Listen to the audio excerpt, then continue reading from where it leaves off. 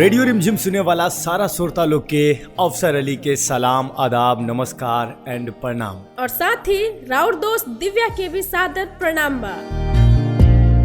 रउआ सब ट्यून कइले बानी रेडियो रिमझिम 90.4 FM और शुरू हो गइल बा कार्यक्रम पोषण के पोटली। श्रोता बंधु, हमनी के ई कार्यक्रम में प्रसव पूर्व देखभाल एवं शिशु के पहला 1000 दिन तक के पोषण के बारे में जाने नीजा और समझे नीजा। हमनी के दोनों जन हाजिर बानी सन लेके आज के ई कार्यक्रम के। दोस्त लोग, ई कार्यक्रम पोषण के पोटली के यूनिसेफ और स्मार्ट के सहयोग से रउआ सब अपना गोपालगंज जिला के सुरीली धड़कन रेडियो रिमझिम पर सुन रहल बानी।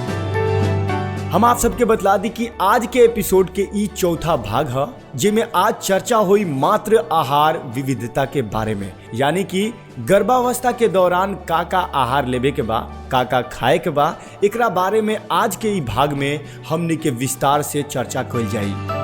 बिल्कुल अफसर, आज के भाग भी बेहद खास होके वाला बा, काहे कि उहे भाग जौना के खातिर हमने के श्रोता लोग बेसब्री से इंतजार कर रहल बा। लेकिन आगे बढ़े से पहले अपना सारा श्रोता लोग के एक बार शॉर्ट में काल के एपिसोड के बारे में बता दिहल जाओ, अच्छा रही। अरे काहे ना, तू कहलू तो हम जरूर बताएं। दोस्त लोग, काल यानी कि तीसरा भाग में हमने के जनले रहनी जा संस्थागत प्रसव यानी सरकार द्वारा पंजीकृत अस्पताल या नर्सिंग होम में ही प्रसूता के प्रसव करावे के चाहिए। कैसे कि एहिजा मातृ मृत्यु के खतरा ना तो मात्र के रहेला और बच्चा भी सुरक्षित रहेला। दूसर बात दोस्त लोग जनले रहनी जा कि संस्थागत प्रसव बड़ा महत्वपूर्ण बा। और ई कैसे बा? एही में हमने के जनमी जा कि संस्थागत प्रसव में प्रशिक्षित और सक्षम कर्मी होखेला लोग, और प्रसव के पहले या फिर प्रसव के दौरान या बाद के मुश्किल से उ लोग बड़ा आसानी से निपट लेला लोग, यानी कि ओकरा के हल कर देवेला लोग। ऐसे दोस्त लोग, हर गर्भवती महिला के प्रसव हमेशा संस्थागत ही होके के चाहिए। काल तीसरा एपिसोड में ई बात हमने के जनले रहनी जा। श्रोता लोग, आगे हमने के जानले रहनी जा कि स्वास्थ्य सेवा के लाभ लेवे खातिर MCP कार्ड बनवावे के चाहिए, और ई कार्ड व उप स्वास्थ्य केंद्र या अपना आशा दीदी के मदद से आसानी से बनवा सकेनी। और एक बाद हमने के जानले रहनी जा जन्म के तैयारी, सुरक्षित प्रसव के महत्व और स्तनपान के जानकारी के बारे में जानकारी प्राप्त करे खातिर अपना गांव के आशा सेविका से संपर्क करे के चाहिए, और अपना पास आपातकालीन स्थिति खातिर एम्बुलेंस के नंबर जरूर रखे के चाहिए। और दोस्त लोग, साथ ही साथ इहो जानले रहनी जा कि प्रसव के बाद 48 घंटा डॉक्टर के निगरानी में रहल बेहद जरूरी बा, ताकि प्रसूता और नवजात शिशु के कोनो भी समस्या के समाधान तुरंत कइल जा सके। हाँ तो दिव्या, हमरा बुझाता कि सारा बात तारा याद बा। दोस्त लोग, आप सबके भी याद होई। आगे बढ़ेम तो हम आप सभी श्रोता लोग से यह कहें कि श्रोता बंधु, आज के भाग मात्र आहार विविधता पर, यानी कि अलग अलग आहार गर्भवती महिला खातिर काहे जरूरी बा, एही पर बा। लेकिन दिव्या, तू हमरा के बतावो कि काहे ना आम भोजन ही गर्भवती महिला लेस, काहे उनका ध्यान से आहार के चयन करे के बा, एकरा बारे में हमरा के बतावो, साथ ही साथ सारा श्रोता लोग के भी बतावो। बहुत ही उम्दा और सरल प्रश्न बा अफसर। देखा, गर्भावस्था के दौरान माँ के स्वास्थ्य जवन भी होला, ओकर सीधा असर पेट में पल रहल बच्चा पर पड़ेला। एजा एक जन के बात नहीं होत, अब बात होता 2 जन के, एक त माँ और एक उनकर बच्चा। जब भी महिला गर्भवती होली तो उनका बच्चा से संबंधित पोषक तत्व के भी आवश्यकता होला। तो यही से ई जरूरी हो जाला कि माँ के अतिरिक्त पौष्टिक आहार लेवे के चाहिए, ताकि उनकर बच्चा स्वस्थ पैदा होके और कुपोषण के शिकार भी ना होके। वैसे तारा और हमने के श्रोता लोग के हम ही जानकारी देते चली कि गर्भवती महिला के पोषक के तत्व के जरूरत गर्भावस्था के अलग अलग तिमाही के आधार पर बदलेला। माँ बने वाली महिला में एनीमिया जैसन जोखिम के कम करे खातिर और पैदाइश के समय बच्चा के कम वजन के रोकथाम करे खातिर सूक्ष्म पोषक तत्व जैसे फॉलिक एसिड, जौना के आयरन के गोली भी कहल जाला, ओकरा के हर गर्भवती महिला के अतिरिक्त मात्रा में लेवे के आवश्यकता रहेला। ई तो हम बता दनी। वैसे अफसर, तू हमने के बतावा कि गर्भवती और स्तनपान कराए वाली महिला के पोषण से भरपूर रहे खातिर महिला के आखिर कौना बात के ध्यान रखे के चाहिए? काहे ना, एकदम बताएं। श्रोता बंधु, रुआ सब भी सुनी और दिव्या तू ध्यान से सुनिया। गर्भावस्था के दौरान महिला के मात्रा और गुणवत्ता के हिसाब से अधिक यानी कि ज्यादा भोजन करे के चाहिए। शराब और तंबाकू के सेवन तो एकदम नहीं करे के। अगर रउआ तंबाकू या शराब के सेवन गर्भावस्था के दौरान करतानी तो ई रउआ और राउर बच्चा के स्वास्थ्य पर सीधा असर करी और ई बेहद हानिकारक भी साबित हुई। तो ए मामला में बिल्कुल तंबाकू या कोनो भी नशीली पदार्थ के सेवन कोई ठीक नहीं है। इस स्थिति में केवल डॉक्टर के द्वारा लिखल गई दवाई ही लेवे के बा। डॉक्टर द्वारा बतावल गई आयरन, फॉलिक और कैल्शियम के जौन सप्लीमेंट होला ओकरा के नियमित रूप से लेवे के चाही हर गर्भवती महिला के। अब बात आवता आहार के, तो ध्यान में रखे वाला बात ई बा कि अधिक साबुत अनाज, अंकुरित खाना और खमीकृत खाद्य पदार्थ लेवे के बा। फल और हरा पत्तेदार सब्जी खूब खाए के बा। हरा पत्तेदार सब्जी, फलिया, नट्स और लीवर फॉलिक एसिड के अच्छा स्रोत होला। एकरा साथ ही इहो ध्यान में रखे के बा कि रउआ ताजा फल, सब्जी, दूध, दही से बनल सामान, मछली, चिकन, नट्स, साबुत अनाज, उबलल चावल, बीन्स और दाल के एकदम निश्चित रूप से दैनिक भोजन में शामिल करे के बा और खूब भरपूर भर पेट खाना खाए के बा। अफसर हमरा लागत है कि हमनी के श्रोता लोग ये बात समझ गए होके कि कौन कौन आहार लिहल जरूरी बा, लेकिन हम सुनले बानी कि फोलेट के उचित मात्रा में लिहल बहुत जरूरी बा। का ऐसन बा का? हाँ, सही कहलू दिव्या, बिल्कुल ऐसने बा। श्रोता लोग वो लोग ध्यान से सुने। फोलेट के उचित मात्रा लिहल बहुत जरूरी बा। Folate vitamin B, folic acid के रूप में भी जानल जाला। ई जन दोष और विकृति के रोकथाम करे में बड़ा सहायक होला। फोलेट से भरपूर खाद्य पदार्थ में संतरा के रस, पालक, बीन्स, फोर्टिफाइड चावल ई सब आवेला। अच्छा, तो यही से संतरा के रस, पालक, फोर्टिफाइड और बीन्स लेवे के कहल जाला। वैसे अफसर एक और महत्वपूर्ण बात बा जौना के ध्यान हमने के ना रखे निजा। वो बात बा कि अक्सर भोजन के बाद ये देखे में आयल बा कि गर्भवती महिला चाय या कॉफी के सेवन कर लेनी। ई तब बिल्कुल भी नहीं करे के। हाँ दिव्या, ये बात भले छोट बा लेकिन बड़ा महत्वपूर्ण बा। एक बार और हम एकरा के दोहरा देतानी कि जे भी गर्भवती महिला लोग बा तनी ध्यान से सुने कि गर्भावस्था के दौरान भोजन के 1 घंटा के भीतर चाय या कॉफी के सेवन बिल्कुल ना करे के चाहिए।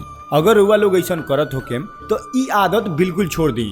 और एकरा साथे साथे हम आप सबके बतला दी दोस्त लोगिन कि गर्भावस्था के दौरान हिसाब भर शारीरिक वजन बढ़ला से बच्चा के स्वास्थ्य आकार लेवे में मदद मिलेला, लेकिन अगर बहुत ज्यादा या बहुत कम वजन बढ़ता तो यही से स्वास्थ्य समस्या भी हो सकेला।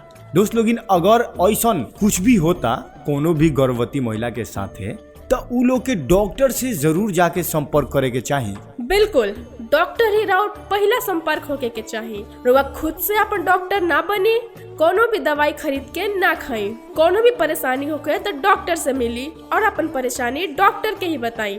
जैसे कि हमने के पहले भी आप सबके बता देला बानी जा कि गर्भवती महिला के गुणकारी भोजन और खूब सारा स्वच्छ पानी पिए के चाहिए। स्वस्थ आहार और पानी से ही बच्चा के स्वास्थ्य सही रहेला। वैसे दिव्या, ई सब बात तो हो गई गर्भावस्था के स्वास्थ्य पोषक आहार के बारे में, लेकिन एकरा से भी जरूरी एगो चीज बा। ऊ कहा हमनियों के बतावा। वैसे ऊ जरूरी बात ई बा कि कोनो भी महिला जब गर्भवती होली तो उनकर मन में अलग अलग के ख्याल चलेला। ए दौरान उनकर पति के, उनकर सास के या फिर घर के अन्य व्यक्ति लोग के उनकर सहारा बने के चाहिए। उनकर बहुत ज्यादा ध्यान देवे के चाहिए और खूब लाड प्यार से रखे के चाहिए। ए दौरान खास कर उनकर पति के सुनिश्चित कोई बहुत जरूरी हो जाला कि महिला समय पर खाना खाता रही कि ना, और अगर समय पर खाता रही तो पौष्टिक आहार ले तारी कि ना, समय पर सुतो तारी कि ना, और अगर सुतत भी बाड़ी तो 8 घंटा के भरपूर नींद ले तारी कि ना। दोस्त लोगिन, ई बात के ख्याल रखल बहुत जरूरी हो जाला और साथ ही साथ ई ध्यान देवे के चाहिए कि गर्भवती महिला ज्यादा भारी सामान ना उठावस, कैसे कि गर्भावस्था के दौरान बिल्कुल भी भारी सामान डॉक्टर ना उठावे के कहेला लोग। डॉक्टर लोग भी मना करेला। बिल्कुल सही कहला अफसर। माँ के शारीरिक और मानसिक स्वास्थ्य के असर उनका बच्चा पे पड़ेला। वैसे हमरा लागत है कि अब समय हो गया बा ई कार्यक्रम से जाए के, लेकिन जाए से पहले एक बार आज के एपिसोड के बारे में शॉर्ट में बता दिहल जाओ।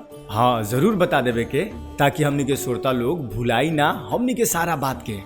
दोस्त लोग, कार्यक्रम की शुरुआत में हमनी के जन्नी जा कि हर गर्भवती महिला के पौष्टिक आहार लेवे के बा, ताकि उनकर बच्चा स्वस्थ पैदा होके और कुपोषण के शिकार ना होके। ई बात के अलावा हमनी के भी जन्नी आसन कि गर्भावस्था के दौरान महिला के मात्रा और गुणवत्ता के हिसाब से अधिक यानी कि ज्यादा भोजन करे के चाहिए। शराब और तंबाकू के सेवन तो बिल्कुल ना करे के चाहिए, कैसे कि यही से रउआ और राउर बच्चा के स्वास्थ्य पर सीधा असर करी और ये बेहद हानिकारक भी होला। एकरा बाद दोस्त लोगिन हमनी के जन्नी जा कि अधिक साबुत अनाज, अंकुरित चना और खमीकृत खाद्य पदार्थ लेवे के चाहिए। फल और हरा पत्तेदार सब्जी खूब खाए के चाहिए। हरा पत्तेदार सब्जी, फलिया, नट्स और लीवर फोलिक एसिड के बहुत अच्छा स्रोत होला। ई बात के भी हमनी के जन्निया जा। साथ ही साथ ये बात के भी हम बतलैनी कि ताजा फल, सब्जी, दूध दही से बनल सामान, मछली, चिकन, नट्स, साबुत अनाज, उबालल चावल, बीन्स और दाल के एकदम निश्चित रूप से अपन दैनिक भोजन में शामिल करे के चाहिए। और फिर से हम कहें कि भर पेट खाना खाए के चाहिए।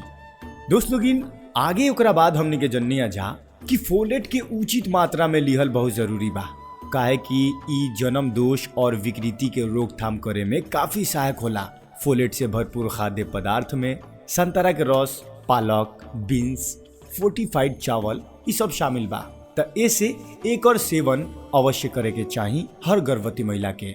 आगे जन्निया जा हमनी के दोस्त लोगिन कि गर्भावस्था के दौरान भोजन की 1 घंटा के भीतर चाय या कॉफी के सेवन बिल्कुल ना करे के चाहिए। साथ ही साथ कोनो भी समय पर डॉक्टर ही राहुल पहिल का संपर्क होके के चाहिए। अपना से डॉक्टर बने के कोशिश ना करें और कोनो भी दवाई लेबे के कोशिश ना करें, ठीक बा। और दोस्त लोग, सबसे अंत यानी कि आखिरी में हमनी के जन्निया जा कि हर गर्भवती महिला के पति के या फिर उनकर सास के या घर के अन्य व्यक्ति के ई सुनिश्चित कईल बहुत जरूरी होला कि महिला समय पर भोजन करतारी कि ना, और अगर करतारी तो पौष्टिक आहार खातारी कि ना।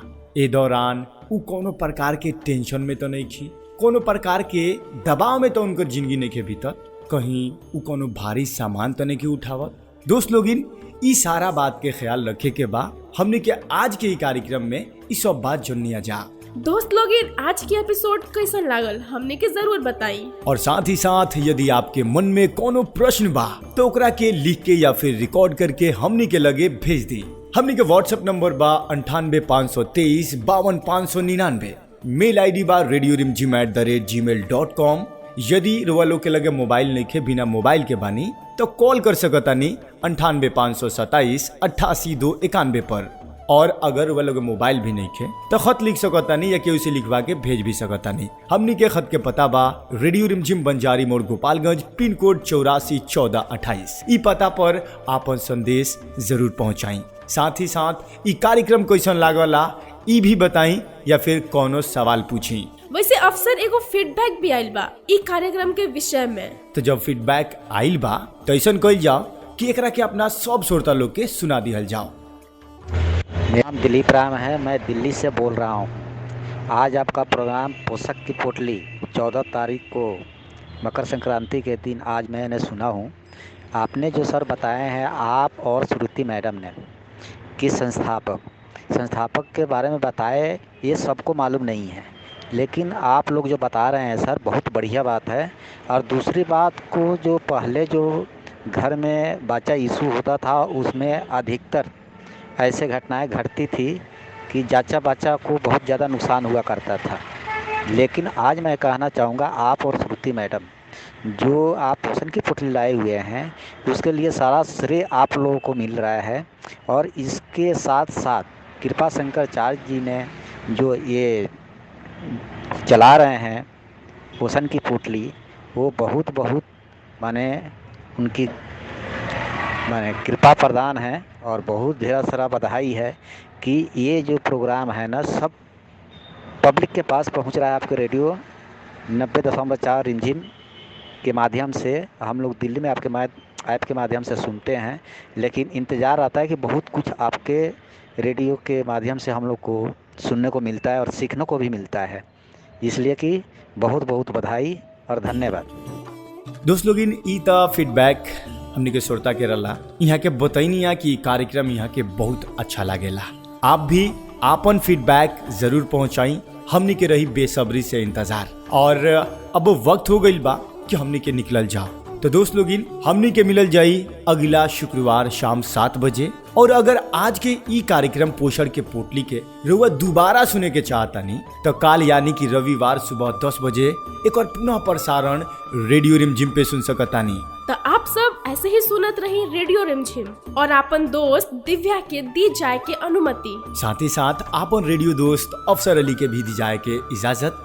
जाते जाते हम यह कहें कि रुआ सब अपन स्वास्थ्य पर ध्यान दी। जे भी गर्भवती महिला बा उनकर पूरा ख्याल रखी, ठंड से बची। और अब हमरों के दी जाए के इजाजत। नमस्कार। सुनत रही रेडियो रिमझिम 90.4 जौन कहेला सुनी दिल से।